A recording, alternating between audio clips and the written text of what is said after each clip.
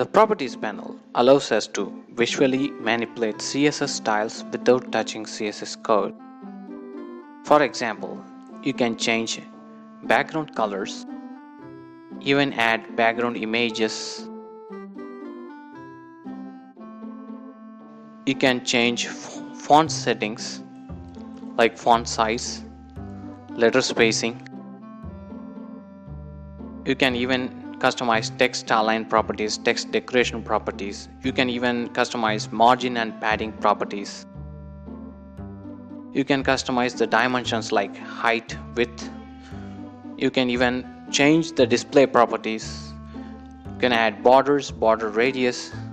Whatever CSS properties you are trying to manipulate visually, you can make use of Properties panel.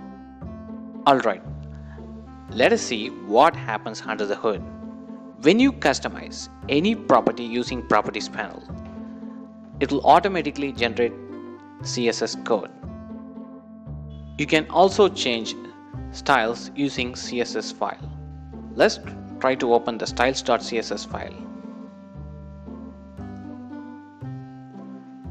Now you can see the automatically generated CSS code. That's the overall introduction to Properties panel.